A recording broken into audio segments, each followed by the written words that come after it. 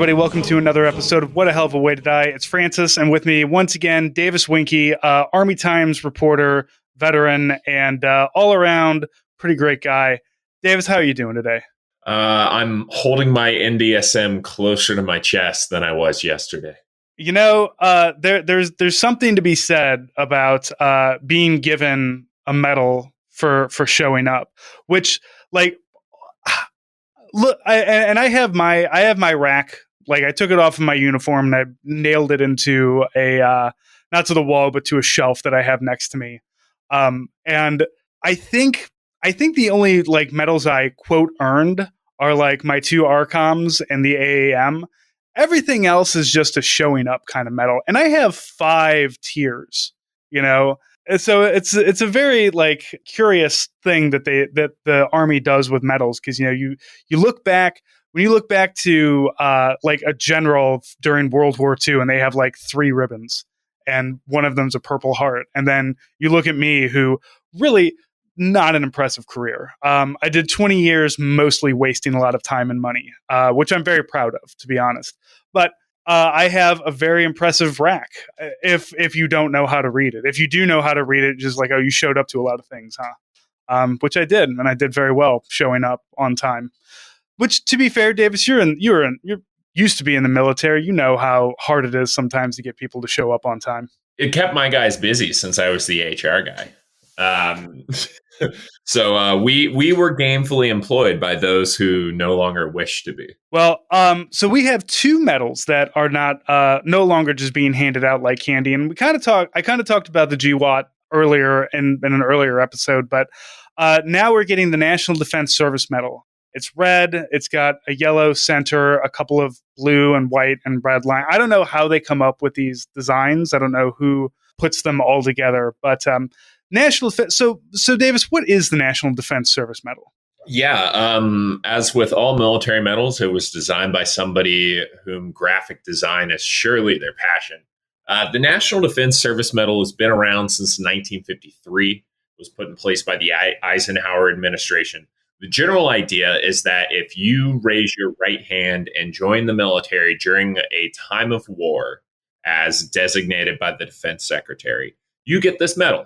And on its face, it kind of makes sense. Like walking into a recruiter's office on September 12th, 2001, a Wednesday, was a fundamentally different decision than it would have been to do so that Monday on September 10th. And it makes sense from that perspective. But in the case of the global war on terrorism, this award has been getting handed out for more than 20 years until my colleague Megan Myers and I reported yesterday, and we're recording today on September 7th, that this award will no longer be awarded for the global war on terror starting at the end of the year.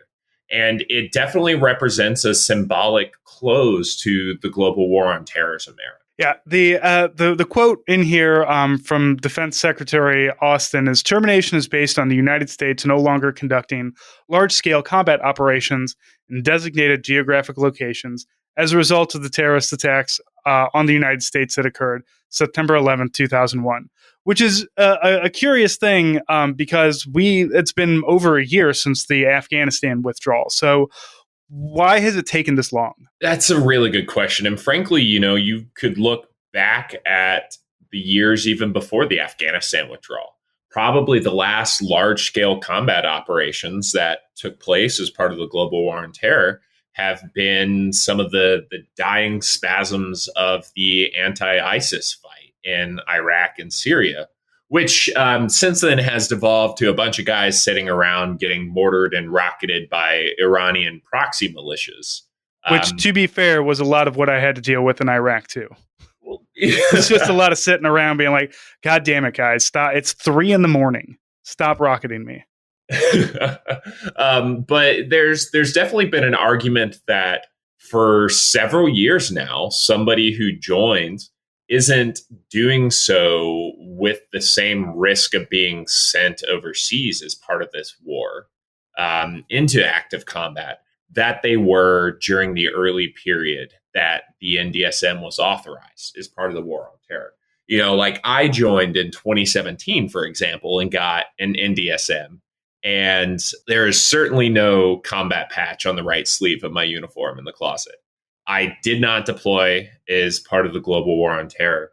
And I was never really at any serious liability of doing so, as opposed to somebody who joined in, say, 2005 on a 4-year contract. You probably got to go to the sandbox twice during that period. So it's curious why it took so long to come to that realization that the defense secretary did. But it's been true for a while. So we also have the Global War on Terror service medal that has been kind of shelved for a while as well. Which now the GWAT that's a relatively new medal or relatively new. It just made specifically for the conflicts in Afghanistan and Iraq, correct? Yeah. So if you think of the NDSM as like, okay, this person joined during a time of war, I guess that service means a little bit more than great uncle Jim Bob, who did 2 years using the beer vending machines in Germany in the mid 80s. If you think as the NDSM as kind of like, okay, this person was in during the time of war, the Global War on Terror Service Medal is in a broader category of awards called campaign medals. And these awards historically have recognized people who did specific things in specific places. So during the Vietnam War, you've probably seen the Vietnam War campaign ribbon that has kind of formed the basis of Vietnam veteran identity on all those hats and stickers you've seen since then. There were different campaign medals for different theaters that you were in during World War II, for example. If you stayed stateside, there was a medal for that. If you went to Europe, there was a medal for that. If you're in the Pacific, there's a medal for that. I think like folks who did naval operations in the Atlantic might have had their own different campaign medal. So typically, like the campaign medal helps people understand, okay, what part of the war did this person serve in, if any? But the way that it played out with the Global War on Terror Service Medal is they just started handing it out automatically under this kind of contrived reasoning that, oh yeah, everybody is in the army and preparing for deployment or whatever branch you're in. Aren't we all fighting against terrorism, Davis, by just showing up, which again, which would be what the National Defense Service ribbon would be for. So now you've just got these two things that you get automatically for signing up. Yeah, I'm fighting terrorism ostensibly 2 days a month, but I'm actually probably fighting it more as a brave American going to the mall without fear the other 28 days. Like so the way that the GWAT service medal was handed out was kind of a departure from the way that other campaign medals have previously worked. And on top of the GWAT service medal, you also had campaign medals for like Iraq, Afghanistan, the GWAT Expeditionary Medal for those who went and did GWAT things in countries that didn't have their own specific campaign medals. It was kind of this service award inflation that happened with the GWAT SM, where you would see people graduating basic training with them on. And that going away, which it actually goes away, I want to say like effective September 11th, if I remember my own reporting right, was kind of the first step towards recognizing that this era is drawing to a close. But the end of the NDSM is kind of like an emphatic closing of the book by DoD. Never mind the fact that there's still, thousands of U.S. troops deployed to Syria, Iraq, places next to Somalia, and to a lesser extent in Somalia, still engaged in war on terror activities. Too bad. It's over. Time to close that book. So is the GWAT just done then? Does that mean nobody's going to get it anymore? Or because the GWAT E is done as well? Because I've got a GWAT E because I went to Afghanistan before there was an Afghanistan campaign ribbon. Because if there's one thing the Army loves more than fucking swapping uniforms around constantly for no reason, it's just making up awards to put on people's chests. So I have the Expeditionary Medal because Afghanistan in 2004 did not have an Afghanistan campaign ribbon. And I was told I could, like, oh, you could do paperwork, and I didn't care enough to do any of that nonsense. And I like having a medal that nobody else really has. When you have a chest full of things that everybody else has, when you've got one, when somebody's like, "What is that?" and then you get to say, "Oh, it's this thing from when I went because I'm old and I went to Afghanistan freaking years ago, and it doesn't count." But my brother, who spent 30 plus years in the military, who never deployed outside of the United States, but he went to Panama. And depending on your politics about Panama, it could be, one way or the other. But he did deploy to Fort Riley, Kansas. Well, no, he mobilized to Fort Riley, Kansas. There's a difference. I'll call that a deployment. Right. Deployments overseas, a mobilization is within CONUS. And, sure, but also we live in St. Louis, so it's really a 6-hour drive, to get from one to the other. So it's not that bad. It's not like when I had to go to Fort Dix and I was just on the East Coast, and that place is weird and confusing to me. But, my brother got the GWAT. I got the GWAT-E, and I've got an Iraq campaign medal because I went to Iraq in 2009. So, and it's a very like curious kind of thing so if you're going to Syria now, I assume you would get a GWAT-E, or is there a Syria campaign medal now? Yeah, so they've recently tuned this as well. So the GWAT service medal still does exist. It's just not automatic anymore. Basically, what they're saying now is that you've got to go on a mission that's directly supporting the war on terror in order to get the GWAT service medal. So, like, say you deploy as part of that fight in Syria, you would get the GWAT service medal right now. And then also, if you go within Syria proper, you get the Operation Inherent Resolve campaign medal, which is kind of it replaced the Iraq campaign medal for the ISIS fight. But they've really restricted these things down now, though, so that it's just if you go and are directly involved in this stuff. Right. And when my brother mobilized, he was training people to go overseas. So that was in the current definition, still get one because it is within, like you're doing something in support of this thing. You're just doing it here in the United States rather than doing it overseas.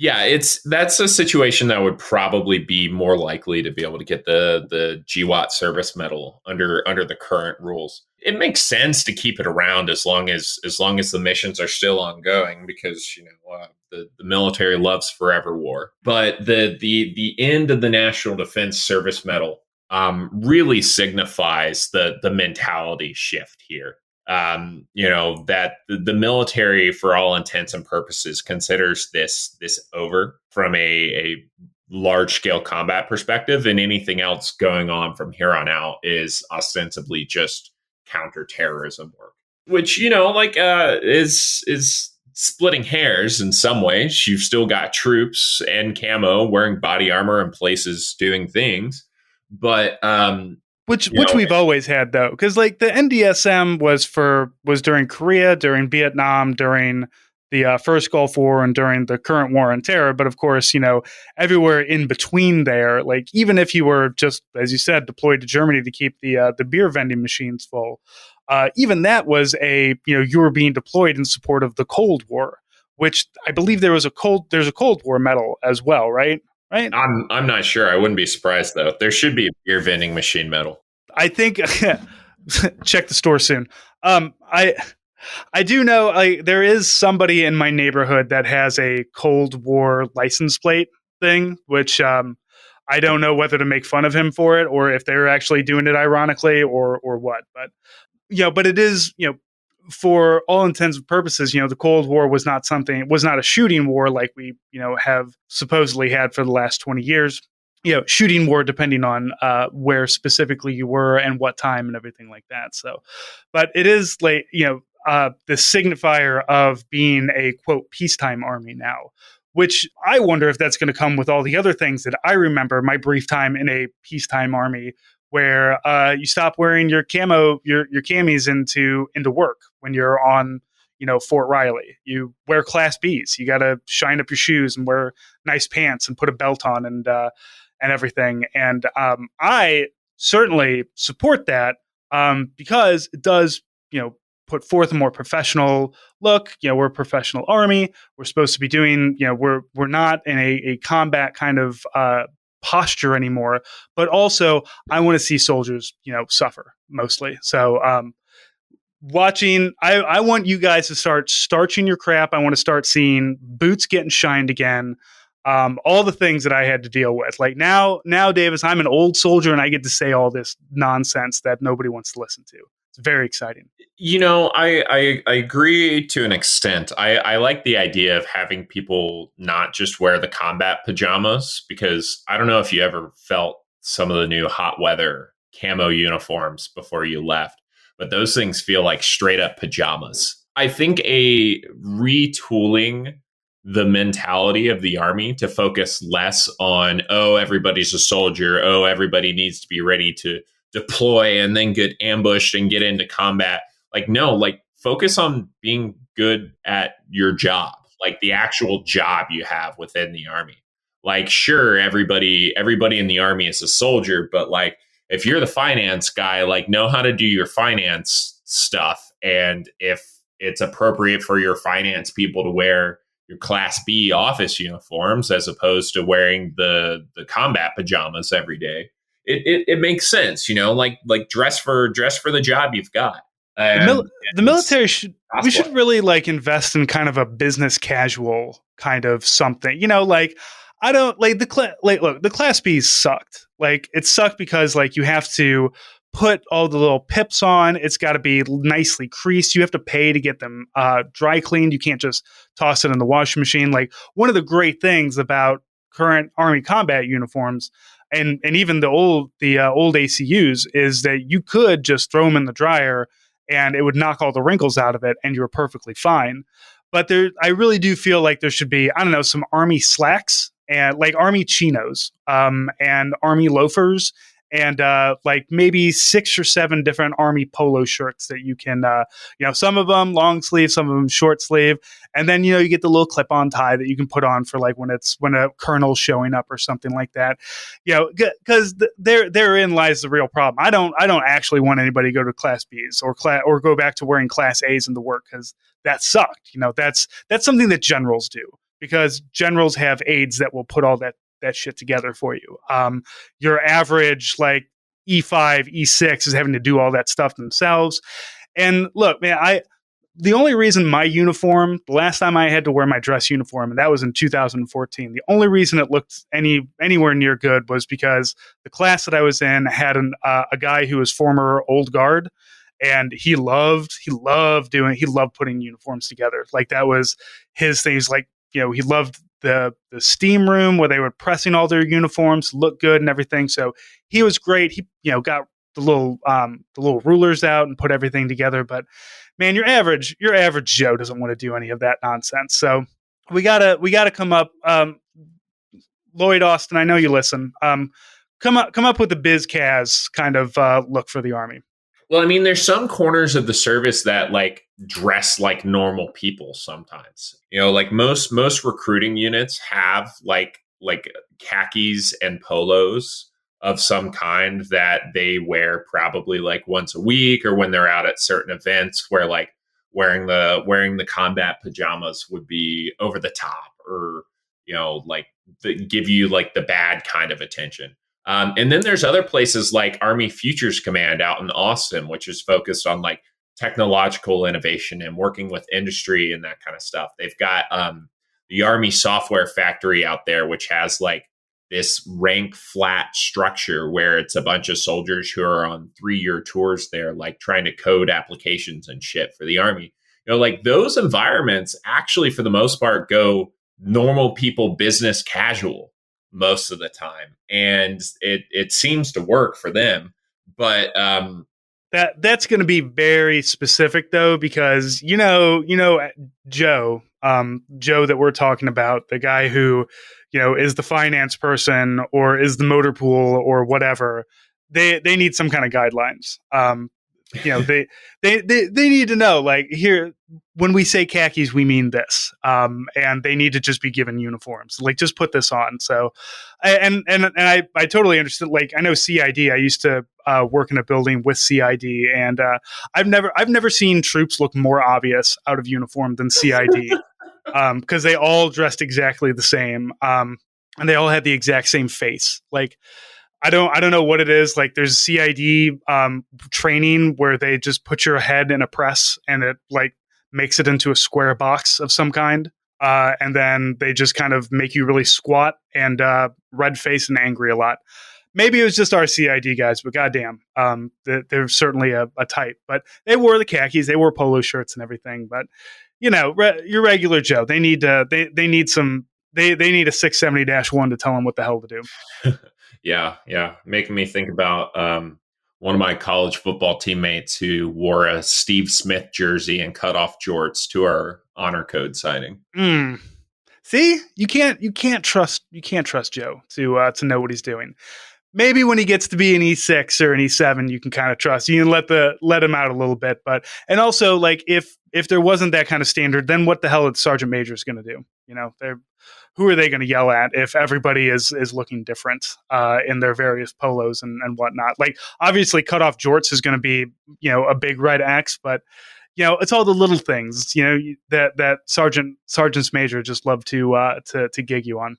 And I do want to say, Davis, there is a Cold War victory medal, but it's a National Guard medal that was only put out by Alaska, Louisiana, and Texas. So kudos to those of you who are National Guard and won the Cold War somehow by being at home. God knows the Texas Guard needs something to buoy its spirits. Maybe that's what they need. The Texas National Guard needs like a border patrol kind of medal, something where it's a missing M4 somewhere and a bunch of butterflies. A butterfly device for every rifle that they lost. Exactly. You get one for you get a butterfly device for every DWI you get popped on. All right, Davis, let's switch gears a little bit. Let's talk about getting into the Army. We have talked. I'm sure you and I have talked, and we've talked on the podcast about how the Army is just not meeting its goals for recruiting and necessarily retention. It has adjusted down how many people it wants to get recruited and retained, and because they're just trying to make sure that they. The easiest way to hit your numbers is to lower your standards, which, the Army loves to say that they don't lower their standards, but goddamn, do they lower their standards when they need to. But you have a article here that says prep course pilot breaks basic training norms and just might work. So what is this pilot program? Yeah, so as you kind of alluded to, Francis, the broader backdrop here is that the entire military right now is struggling with recruiting and is at risk of not meeting its numbers quotas and having as many troops as Congress has funded and authorized them to have. The Army is in the toughest boat of all of these services here, as it's the biggest and has to recruit for the most diverse range of jobs. It's looking at a potential shortfall of nearly 20,000 troops from what it was initially authorized to have during fiscal 2022. So what they were forecast to have at the end of this September, ahead of fiscal New Year on October 1st.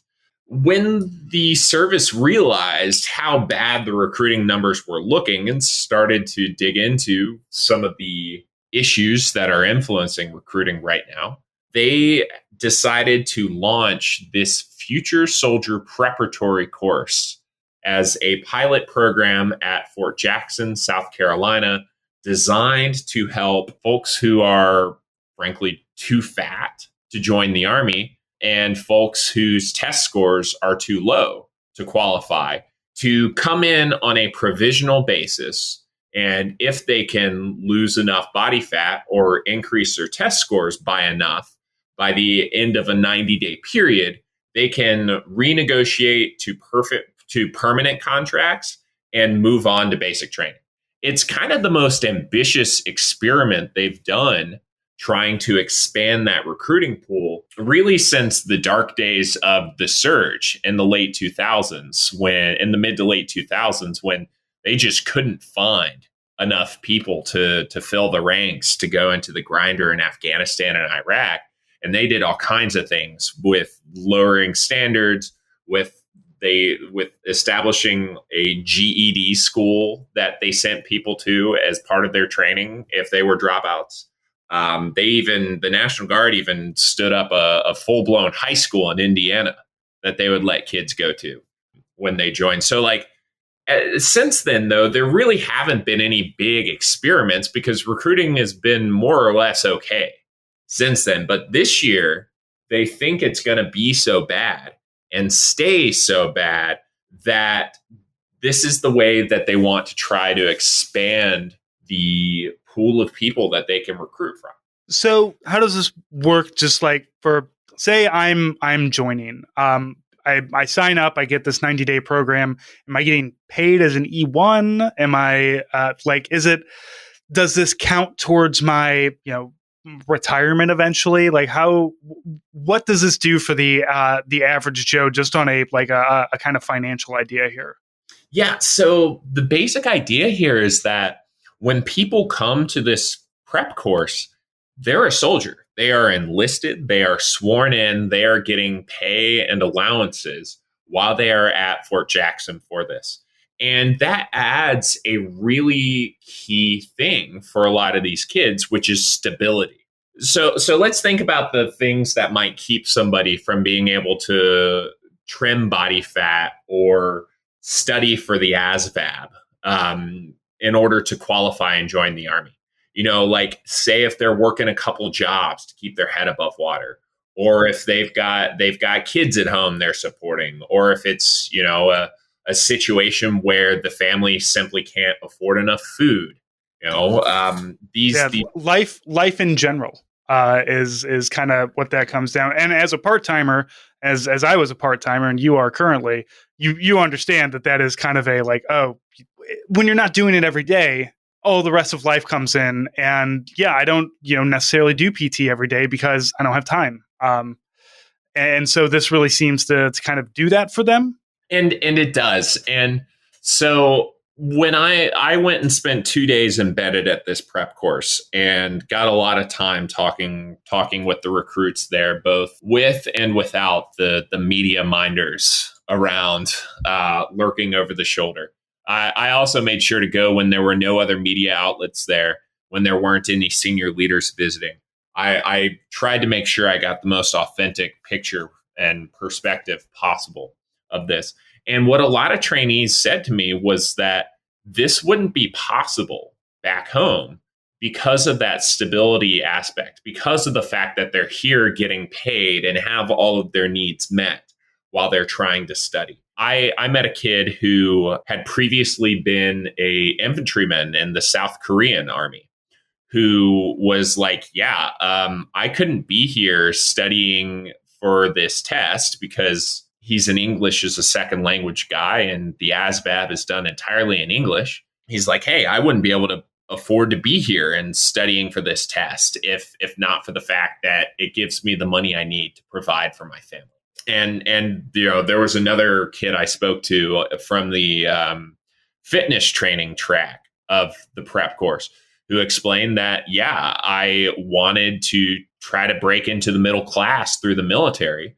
But in order for me to have the time and mental space to focus on this, I needed to have another way to pay the bills. So he had left a job in pest control in order to come to the prep course and try to have that up to 90 days of stability where he can just focus on that stuff to meet the Army's entry standard and then sign a permanent contract and go into basic training.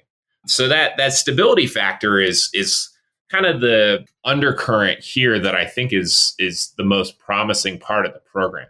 It helps make this a prep course that can level the playing field to an extent for those who have grown up with systemic disadvantages at home or have other factors in play that might just keep them from being able to focus on being able to qualify for the Army.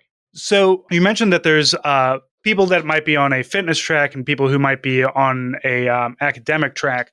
So I know how a fitness track works. You bring people out, you exercise, you teach them dietary, eating properly, exercising. The picture that accompanies this, one guy is holding a football, so it seems like they're having fun with it, which is also very important. You got to make exercise fun so people continue to do it.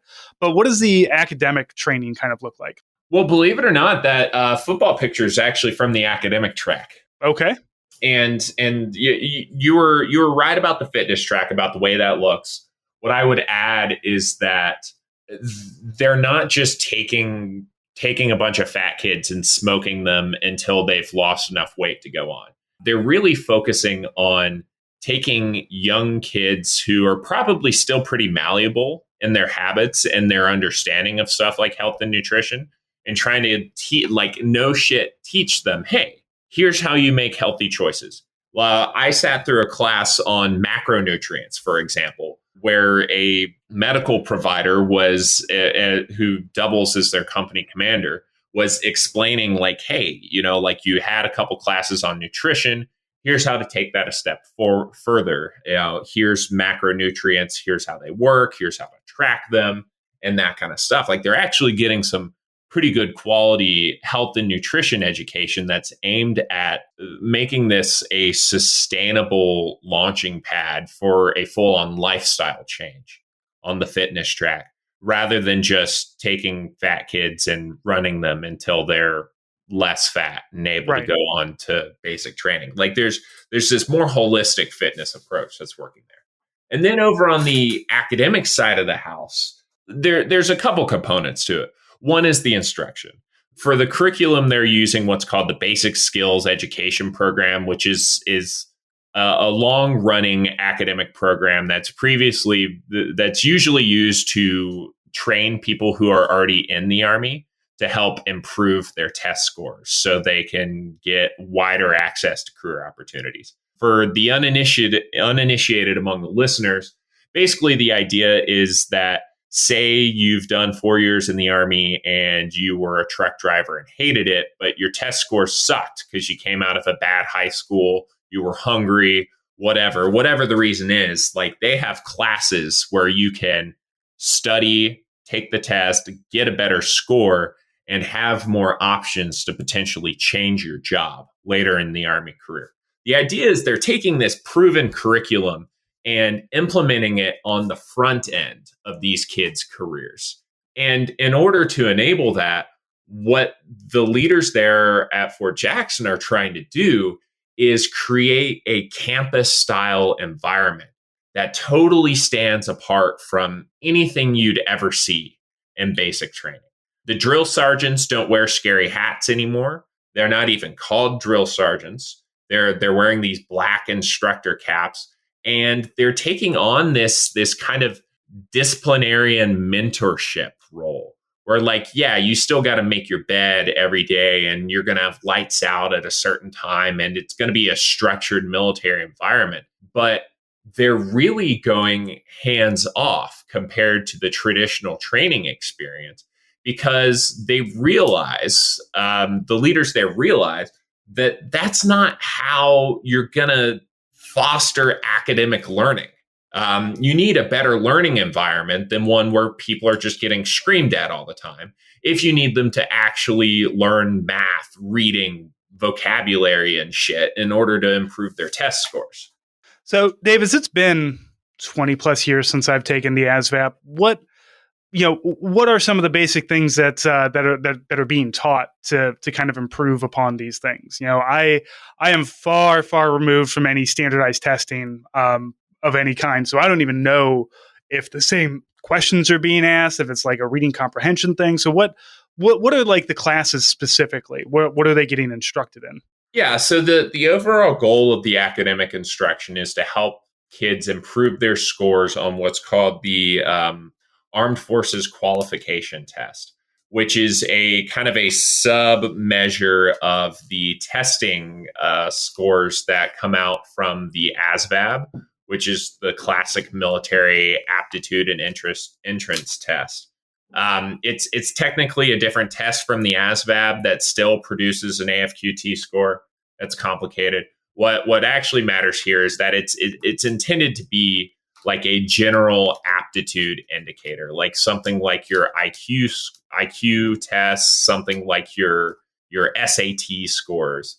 The SAT is the metaphor that a lot of Army leaders have been using for kind of like the style of tests that they're doing here. And so the program that they're going through has instruction in all the core areas that they're going to see on the test, in addition to classes on test taking skills, for example, where you're learning how to take a test, and then you move on to stuff like, okay, let's teach algebra, let's teach geometry, let's teach reading comprehension, word knowledge, like how to identify words via context clues. It's a lot of the kind of basic instruction that you would see in something like a GED course that is going to be really generally applicable and is going to help folks who might have been like out of school for a while, or might have had lower quality instruction in virtual school, or just being distracted by attending during the pandemic. It's the kind of basic instruction that if they get refreshed and up to speed on that kind of stuff, can really help them improve their scores on the AFQT. And does everybody just kind of go through the same, like, we're all going to learn geometry, we're all going to learn reading comprehension, like regardless of what your scores are? And I guess, do you take a test before you go in so they can see where you're at, or do they, is it you failed the ASVAB, would you still like to do this pilot program to see if you can still get in? Yeah, it's a bit of both. A lot of the trainees I spoke with were saying that their recruiters had who they'd been working with previously while they had been failing the ASVAB had reached back out to them to say, hey, there's this new pilot program to help you study and maybe improve your score. And then everybody shows up there and they take diagnostic and practice tests that help them identify certain focus areas. But because of the way that the AFQT is calculated, where it's a composite score of pretty much all of these different sections, even if somebody is worst at math out of all the subjects, even if even improvements in reading will still pull up that AFQT score. Like you can drag your low scores along if you can improve your best scores by a certain amount. So while there's study hall and individualized instruction that's designed to help people work on their weaknesses that are identified in the practice tests, there's also this understanding that, hey, probably anybody who's here because their scores are low enough can benefit from the entire program of instruction, regardless of whether they have any subjects that are particularly worse compared to the others. So they seem to have been doing this for a while, and the headline here says that it just might work. What improvements are being seen? Yeah, so the early data from the program is starting to come back.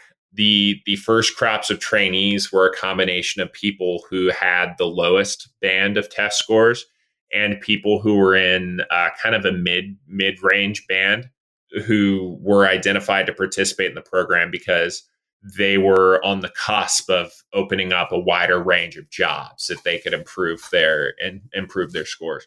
And out of these initial groups, the average increase in their AFQT score was almost 20 points. And the way the AFQT is scored on a 1 to 99 scale, where basically it stands for your percentile ranking compared to other test takers, or like normed to what most Americans do on the test. So say you get a 99 AFQT score, That means you performed better than 99% of Americans. If you get a 30, which puts you in the lowest aptitude category, you only perform better than 30% of Americans. So like a increase of almost 20 points on average is pretty meaningful. Obviously, the caveats that the Army gave this data to me with are, hey, small sample size. It's the first group. They might be the most motivated here. We've got a lot more data to collect and sift through as this pilot continues and likely expands. But the early results show that what they're putting together here just might work. And that could potentially have implications on the way that the Army treats soldiers in basic training, even when it's not just this special prep course. This might come as a shocker, Francis, but maybe dehumanizing people and yelling at them the whole time isn't the best thing for their learning and performance. You know what, Davis? It was good enough for me. So it's going to be good enough for literally everybody else. No, I actually broke down a few times in basic training and had real problems with it. But it is nice to see that the Army, look, we talk a lot on this show about don't join the Army, and I still maintain that. But it is nice to see that the Army is at least trying new things and realizing that you can't beat performance out of people. It's a lot easier if you try to work with them and make sure that they are getting their needs met. One last question I have about this in particular. So what they're taking in this course is not the ASVAB, but it is still something that's based on a 1 to 99 scale, which I believe the ASVAB was or still is. I'm not sure. So does this count as their ASVAB? Like, okay, you passed this, you got an 85. You're good to do whatever you want in the Army. You can do your 2-mile run and pass your PT. You've got this. Or do they have to again go back and take the ASVAB again? Yeah, so that's a good question. The ASVAB, technically speaking, is the version of the test that people take before they're in. It's what you take in high schools. In some cases, it's what you take when you're at the recruiter's office or when you go to MEPS or to the entry processing station. The ASVAB is just the you're not in version of the test, and you get an AFQT score as one of the scores that comes out of your ASVAB testing. The version of the test they're taking is pretty much identical to the ASVAB. It spits out like identical scores in the like it spits out scores in the same sections that the ASVAB does, but it's just a different version of the test for people who are already in.